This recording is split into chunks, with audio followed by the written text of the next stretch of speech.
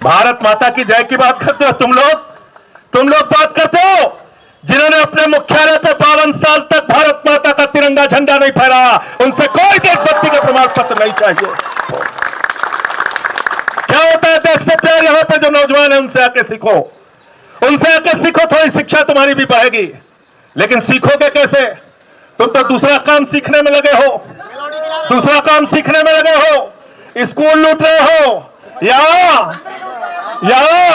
नौजवानों को 2 वक्त की खाने की रोटी नहीं मिल रही है, लेकिन तुम लोग स्कूल खा रहे हो, अस्पताल खा रहे हो, सड़क खा रहे हो, बिजली खा रहे हो, पानी खा रहे हो।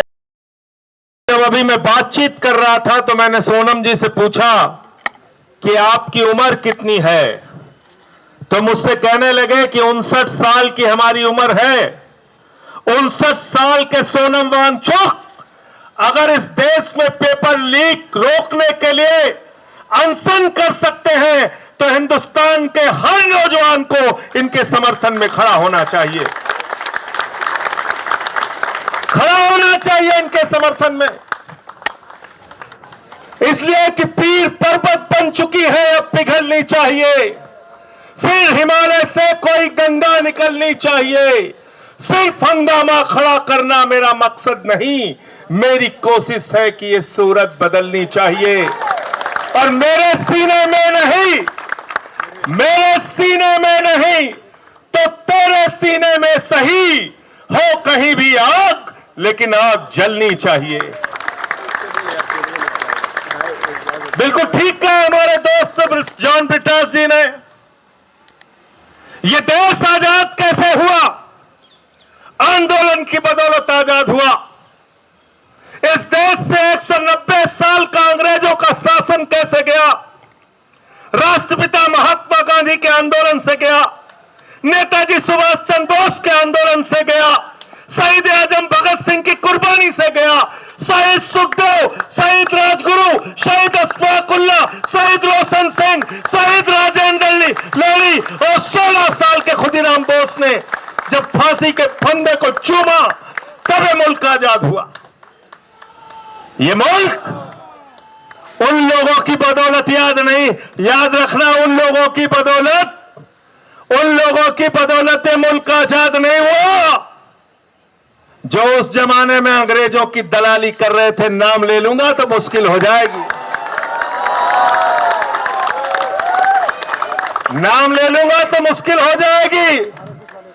सदन में मुझसे कहने लगे वंदे मातरम पे बहस करो।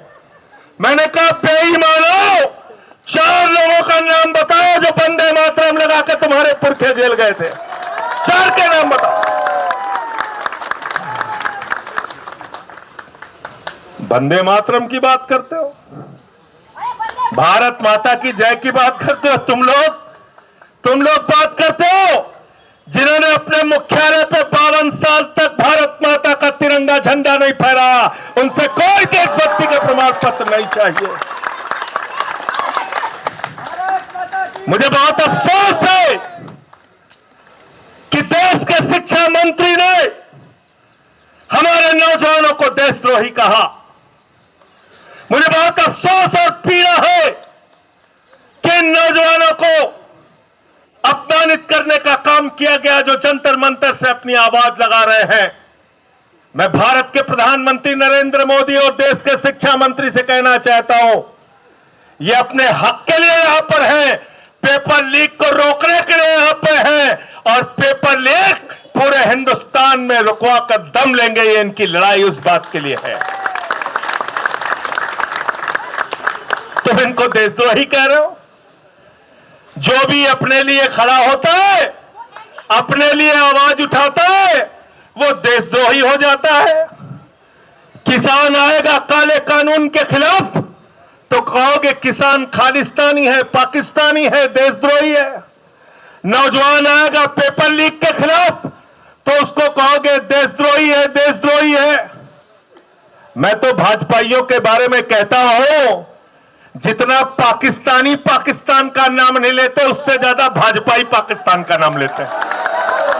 लेते नहीं लेते? बताओ, लेते हैं कि नहीं लेते हैं? देश से प्यार क्या होता है, वो सोनम वांगचुक से आके सीखो, अभिजीत दीपके से आके सीखो। क्या होता है देश से प्यार, यहां पे जो नौजवान है उनसे आके सीखो, उनसे आके सीखो। थोड़ी शिक्षा तुम्हारी भी बढ़ेगी, लेकिन सीखोगे कैसे? तुम तो दूसरा काम सीखने में लगे हो, दूसरा काम सीखने में लगे हो, स्कूल लूट रहे हो। यहाँ नौजवानों को 2 वक्त की खाने की रोटी नहीं मिल रही है, लेकिन तुम लोग स्कूल खा रहे हो, अस्पताल खा रहे हो, सड़क खा रहे हो, बिजली खा रहे हो, पानी खा रहे हो, हवाई जहाज खा रहे हो, समुद्री तट खा रहे हो, गैस खा रहे हो, कोयला खा रहे हो, पेपर खा रहे हो, और तो और प्रभु श्री राम का मंदिर भी खा रहे हो।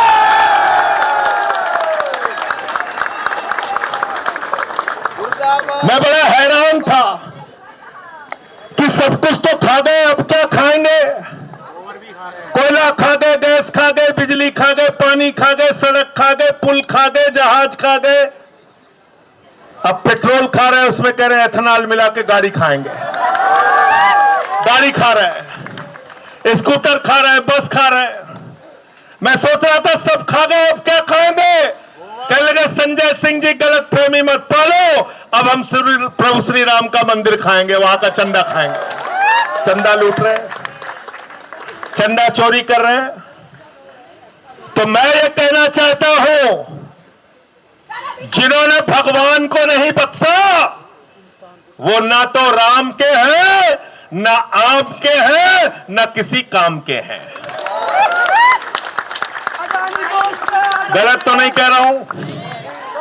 प्रधानमंत्री जी हर 15 दिन पे बात करने आ जाते हैं। क्या कहते हैं?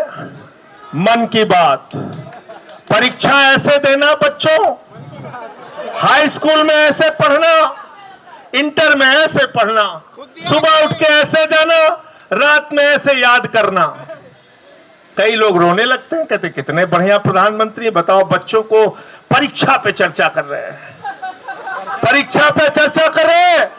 93 पेपर लीक हो गए हिंदुस्तान में। मैं भारत के प्रधानमंत्री से कहना चाहता हूं, एक बार पेपर लीक पे चर्चा करके दिखाओ, पूरे हिंदुस्तान का नौजवान तुमसे जुड़ेगा। करो पेपर लीक पे चर्चा। मैं चला गया प्रयागराज, अभिजीत जी, मैं प्रयागराज चला गया पेपर लीक पे चर्चा करने। हमारे कमरे में पुलिस वाले आ गए, ये स्टार वो स्टार, बंदूक लेके सब पहुंच गए वहां पे। कहने लगे यहां पे आप क्या बात कर रहे हैं? हमने कहा तुमसे क्या मतलब? बंद कमरे में कहने लगे पेपर लीक पे चर्चा तो नहीं कर सकते आप। मैंने कहा तुम पेपर लीक कर सकते हो बेईमानो, हम चर्चा भी नहीं कर सकते, हम चर्चा भी नहीं कर सकते।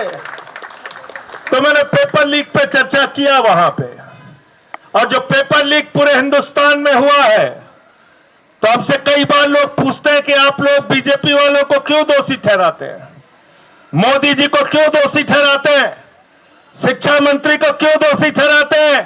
अरे सरकार का क्या लेना देना पेपर से? तो मैं उनसे कहता हूं, जितने पेपर लीक करने वाले हैं ये सारे के सारे चंदा चोर पार्टी से जुड़े हुए लोग हैं, भारतीय जनता पार्टी से जुड़े हुए लोग हैं। गलत तो नहीं कह रहा हूं, गलत तो नहीं कह रहा हूं। कहते कैसे पता किया? हमने कहा बेईमानों, नीट का पेपर लीक जब हुआ था पहली बार, तुमने जिन लोगों को गिरफ्तार किया था वो सब के सब बरी हो गए। कैसे बरी हो गए? पता चला सीबीआई ने समय पे चार्जशीट नहीं दाखिल की थी। गलत तो नहीं बोल रहा हूं, गलत तो नहीं बोल रहा हूं। बताओ अगर प्रधानमंत्री शामिल नहीं है, बताओ अगर इनकी पार्टी शामिल नहीं है, तो प्रधानमंत्री के नीचे काम करने वाली सीबीआई ने पेपर लीक के माफियाओं के खिलाफ समय पे चार्जशीट दाखिल क्यों नहीं की? उनको सजा क्यों नहीं दिलाई आज तक? बताओ जरा हमको इस सवाल का जवाब दो। इसलिए इनसे जरा सावधान रहना, ये आपके आंदोलन को कमजोर करने की तरह तरह की कोशिश करेंगे। मैं देखता हूं यहां पे भी कुछ लोग आ जाते हैं अंधभक्त,